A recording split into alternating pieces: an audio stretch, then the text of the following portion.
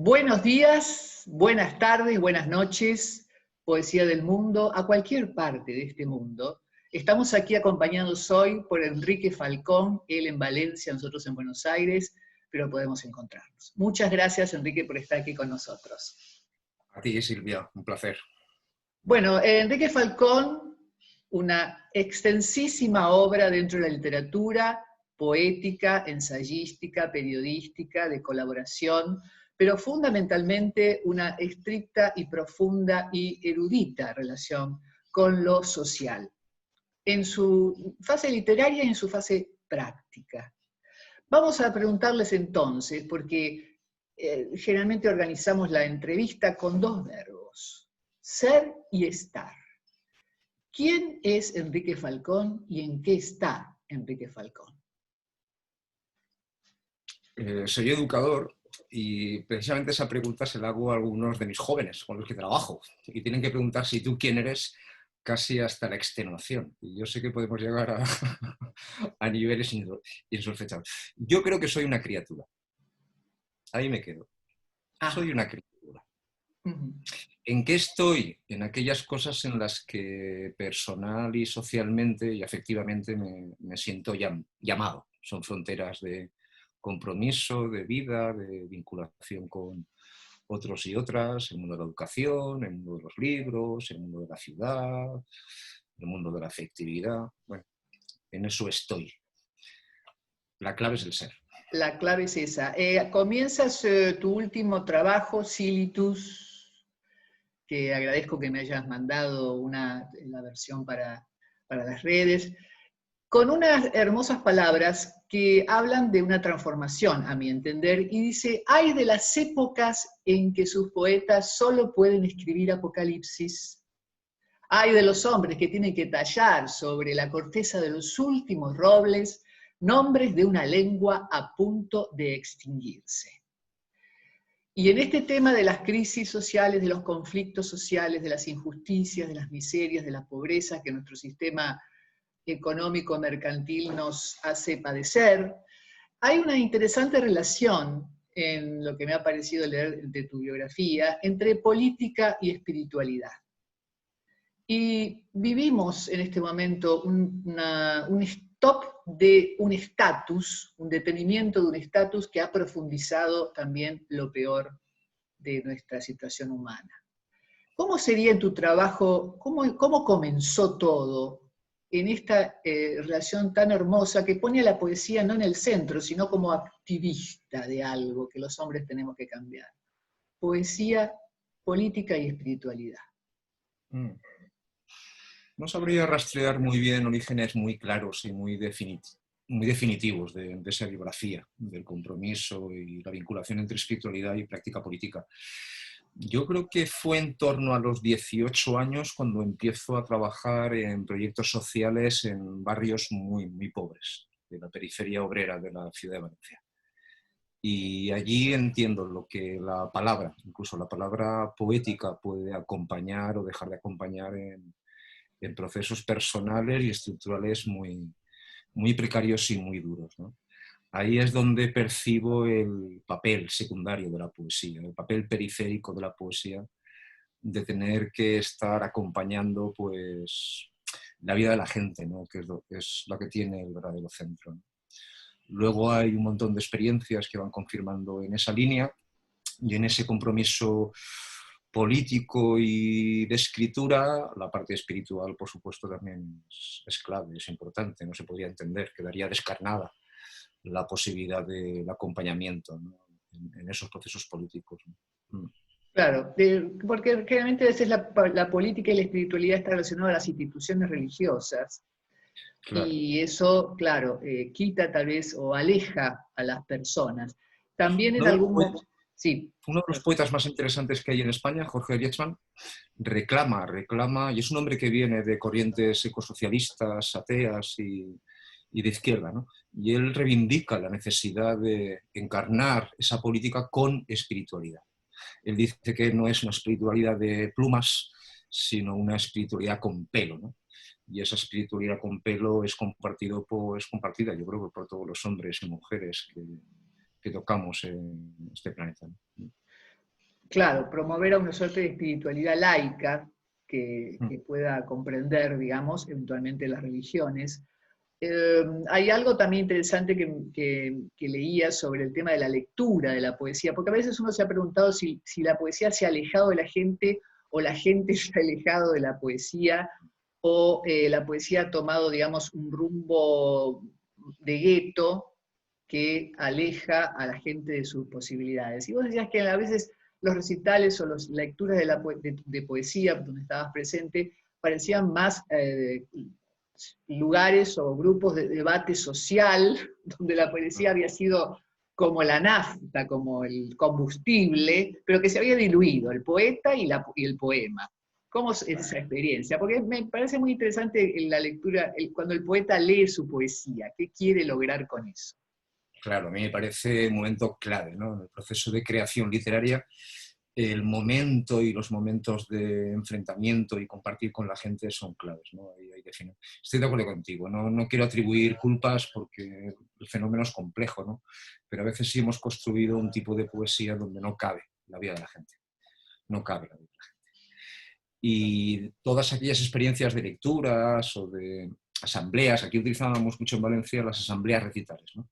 Donde precisamente el poema es el detonante para que la gente que estamos ahí reunidos compartamos cuestiones claves de la vida, ¿no? Hay un momento en que uno se da cuenta de que eso ya no forma parte del canon tradicional de un recital, ¿no? Como tú bien dices, parece que el poeta se ha diluido y el poema ha dejado de ser el centro, ¿no? Pero ha provocado un coloquio, ha provocado una posibilidad de compartir entre la gente que es clave. Posiblemente a la gente nos falta hablar, nos falta más rozarnos y compartir posibilidades de vida, ¿no?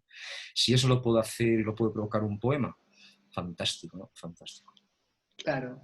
Bueno, hay una tradición poética en España muy profunda, muy larga, muy rica, muy relacionada también con la música. También he leído que algunos de tus poemas han sido musicalizados. Eso también introduce tal vez al no lector de poesía a compartir ese estatus poético, ¿no?, que genera la poesía con un nivel, porque en un punto tu poesía tiene algo de críptica, ¿no es cierto?, para la lectura, por ejemplo, Silitus, lo que he podido leer de tu último trabajo, pero siempre vuelvo a pensar que el poema crea un estado para aquel que pueda, porque hay una suerte de empatía en tu poesía con el otro, ¿no? Es imposible estar en una práctica social de crítica, de transformación sin empatía.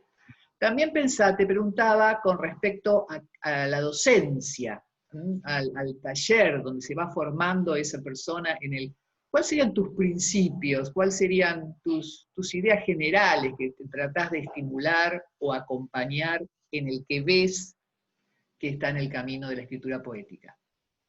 Mira, aquí te hablo mucho como educador, ¿no? Trabajo con jóvenes desde hace 25 años en la educación formal, pero también en la educación no formal, en calles y en prisiones. Y la experiencia me dice que cuando la literatura no se conecta con la vida, la literatura que se comparte, por ejemplo, en un aula, no tiene que ver con la literatura, pues tenemos que reconocerlo. Estamos proclamando entonces una literatura muerta. Mi experiencia me dice que hay posibilidades de conectar literatura, vida y con la vida de los jóvenes, en el caso de los jóvenes que tienes delante, ¿no? Creo mucho en los procesos de aprendizaje, creo mucho en cómo la literatura y en concreto la poesía en ocasiones puede ser un fundamento clave en la biografía de un joven o de una joven para construir su proyecto de futuro. Y bueno, tengo experiencias gratas, ¿no?, en ese camino. Yo creo mucho en la educación, a veces me considero más un educador que un poeta, ¿no? Pero el juego que da la literatura y la poesía y entre los jóvenes a mí me resulta maravilloso, ¿no? Hay momentos deslumbrantes, ¿no?, en eso. Y sí, la literatura está viva, claro que está viva. Claro, comprendo esa relación. También pensaba cómo planteas esto que generó Silitus, la escritura por encargo. Me pareció una propuesta muy atractiva. ¿Y esta nueva obra Silitus, qué se puso al hombro? ¿Qué es lo que te llevó a escribir esta obra? Si hay algún objetivo o alguna sustancia base que te llevó a escribir esta última obra? En este momento, porque además fue escrita durante este periodo de cuarentena, ¿no? En este momento social y espiritual también tan particular. El encargo aparece en 2013 y me ocupó 7 años. En realidad Silitus está escrito, acabó de escribirse en el octubre pasado. Lo que pasa es que el confinamiento es el que ha dificultado su publicación, pero el texto es anterior a la COVID-19, ni idea que podía venir la COVID-19 cuando se escribió, ¿no? Y lo de la literatura de encargo, Silvia, que dices, yo siempre la he defendido, ¿no? Y de nuevo vuelve a ser una experiencia social la que alimenta esa experiencia de creación literaria, ¿no? En los colectivos sociales donde he participado, es normal que unos y otros, unas y otras, nos vayamos encargando tareas, ¿no? Quique, es necesario pintar esta pancarta. Quique, es necesario salir a las calles a hacer esto. Quique, es necesario... ¿Por qué los poetas no tenemos la humildad para ponernos al servicio también de eso? Estar al servicio de la gente, ¿no? Cuando en el año 2013 un grupo de compañeros en una asamblea, después de una asamblea, me plantearon un encargo, Quique, escribe un apocalipsis. Yo personalmente, con toda la libertad del mundo, por supuesto podría haber dicho que no. Dije, sí, lo voy a hacer. No se lo dije a ellos, les sorprendí 7 años después. Y escribí eso, ¿no? Un apocalipsis. ¿Qué significa escribir un apocalipsis con el tipo de sociedad que estamos viviendo? En el fondo es dar 2 buenas noticias. Una, que cada vez es más cercano el momento en que se va a producir un fin del mundo, y ese fin del mundo es el del poder que nos rige, es una buena noticia. Y en segundo lugar, caído ese fin del mundo, surgen posibilidades de una vida mejor, una vida buena, una vida digna para la gente. Eso es apocalipsis. Yo sé que la gente se queda con la parte de caída y la parte de derrumbe, pero todos los apocalipsis, al menos los buenos apocalipsis, yo vengo de tradiciones judías y cristianas, son buenas noticias, no son malas noticias. La gente se queda siempre a mitad de los apocalipsis, no llegan nunca al final. Claro. Y ese es el encargo que me propuse. No sé si lo cumplí, pero no te puedes imaginar, Silvia, la cara de las personas en el año 2019 cuando de repente llego y digo, aquí lo tenéis. Bueno, estaban los mismos, en la misma mesa del bar y todo, por una figura. De hecho, son los editores. Digo, no solo me lo encargáis, ahora lo editáis. Claro, claro. Exactamente. Ese apocalipsis es también un apocalipsis del lenguaje, es una, ¿no? Un poco como dice tu poema. Sí, yo cuando creo que un mundo va cayendo, y creo que va cayendo el nuestro, cada vez son más cercanos los colapsos energéticos y ecológicos que nos amenazan, y yo doy casi por seguro que se van a producir mucho antes de lo que tememos. También caen las maneras de nombrar las cosas y de nombrar las relaciones, ¿no? Y el lenguaje va cambiando también con eso.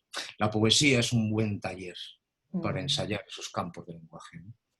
Y bueno, y en esa medida también el libro recoge ese ensayo con las posibilidades que tiene nuestra lengua, ¿no? Que es hermosísimo para eso. Claro, claro. Lo social empuja ese lenguaje, lo transforma, lo modifica, lo acorrala. Bueno, aquí tenemos toda una discusión con el tema del lenguaje inclusivo, pero bueno, los movimientos feministas, los movimientos de marginados están pulsando, afortunadamente están trabajando en esa transformación. Fíjate que hay lectores que ya me devuelven efectos de ese uso del lenguaje, y alguno ya ha advertido, hay que tener ojo, para darse cuenta que no utilizo nunca la palabra yo en el poema. No hay ninguna forma en primera persona del singular, ninguna. Se puede buscar, no lo encontrarán. Y cuando se anuncia ese segundo buen final de nuestra historia, el femenino es absoluto. El femenino es absoluto. Y quien habla son mujeres. Bueno, las 2 consecuencias que tienen estos 2 fenómenos lingüísticos, un fenómeno lingüístico, las consecuencias sociales que tienen, bueno, a mí me parecen demoledoras, ¿no? Pero creo que se alimentan de 2 experiencias también sociales, la función de nosotros, de nosotras, y el papel de lo femenino en nuestra historia, como para alimentar la estructura lingüística de un poema. Bueno, son 2 ejemplos muy concretos. Comprendo, sí, sí, sí. Bueno, y volvemos otra vez al acercamiento de las personas a la palabra poética, ¿no? Cuando nos decíamos quién se alejó de quién. Pero yo la verdad que agradezco haber leído mucho de tu trabajo en este tiempo, antes de proponerte esta entrevista, y de poner en práctica, digamos, estimular la lectura de tu poesía, porque creo que el alejamiento, nosotros tenemos un espacio para acercar a la gente el poema que ha quedado en la ilustración, ¿no? En la suerte de memorización para la academia, llámese escuela, universidad, y donde a veces tal vez las personas no nos acercamos a la escritura porque un poeta no es un novelista, o sea, hay una suerte de estatus jerárquico del cual llegan pocos. Y creo que tu poesía lo ha bajado de un piedrazo, ese estatus, y lo ha puesto con la gente, que eso es lo interesante, fundamentalmente desde la docencia. Así que bueno, Enrique, yo te agradezco muchísimo este momento, este espacio, tu poesía, estamos ya en contacto. Y nosotros terminamos, o yo termino generalmente, por eso me parece que es lo más ubicado para un poeta como vos, donde nosotros practicando la poematerapia, que es una forma de arte, decimos, no reviente, lea poesía, no reviente, escuche poesía, no reviente, escriba poesía, no reviente, no les dé el gusto.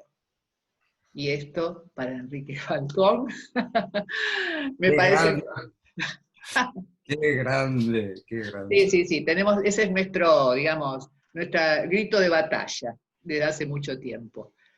Enrique, muchísimas gracias. Gracias por hacerme hacer llegar tu obra, que la leeremos con más profundidad y con mayor difusión.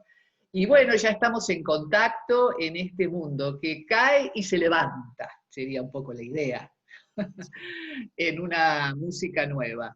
Muchas gracias, Enrique, por estar aquí con nosotros y nos vemos seguramente en algún otro momento con alguna otra tuya publicación o de tu gente también, seguramente algún nuevo trabajo.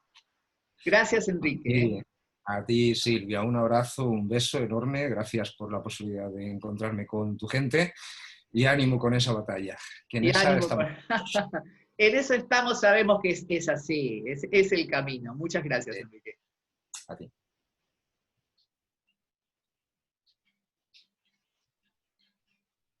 Bueno, muy bien. Bien, ¿estás satisfecha? Sí, sí, muy bien, muchas gracias. La verdad que para Ay, mí me ha encantado el grito final vuestro.